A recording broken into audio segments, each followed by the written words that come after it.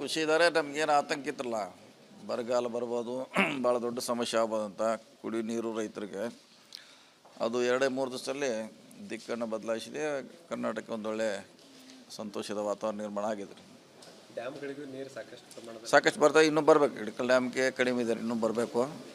ಬೇರೆ ನದಿಯೆಲ್ಲ ಓವರ್ಫ್ಲೋ ಆಗಿದೆ. ನಮ್ಮ ಕೃಷ್ಣ ಇರ್ಬೋದು, ಹಿರಣ್ಯಕೇಶಿ, ಮಲ್ಲಾಪುರ ಬರ್ತಾ ಇದೆ. ಘಟಪ್ರಭಕ್ಕೆ ಇನ್ನೂ ಜಾಸ್ತಿ ಬರಬೇಕು.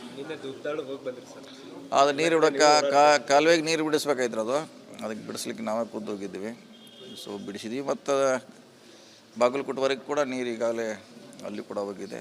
ಸೊ ಆ ಭಾಗದ ರೈತರು ಈಗ ಸಂಪೂರ್ಣವಾಗಿ ಸಂತೋಷವಾಗಿದ್ದಾರೆ. ಪ್ರತಿ ಸಾರಿ ಆಗ್ತಿದ್ದಾರೆ, ಹೊಸದಲ್ರಿ.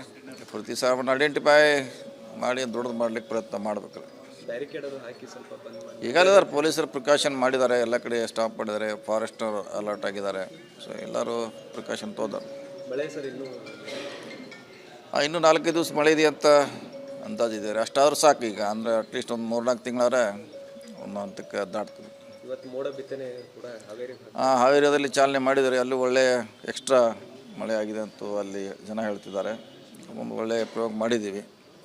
ಮುಂದಿನ ದಿನಗಳಲ್ಲಿ ರಾಜ್ಯದಲ್ಲಿ ಕೂಡ ಅದನ್ನ ಮಾಡಲಿಕ್ಕೆ CM ಅವ್ರಿಗೆ ಒತ್ತಾಯ ಮಾಡ್ತೀವಿ. ಅದೇನು ನಮ್ಮ ವ್ಯಾಪ್ತಿಗಿಲ್ಲ, ನಾವೇನು ಮಾಡೋರು ಅದು ಹೇಳಿದ್ರಲ್ಲ. ಅದಷ್ಟು ಬೇಗ ಆಗ್ಬೇಕು ಅನ್ನೋದು ಅಷ್ಟೇ ನಿರೀಕ್ಷೆ ಎಲ್ಲರದು.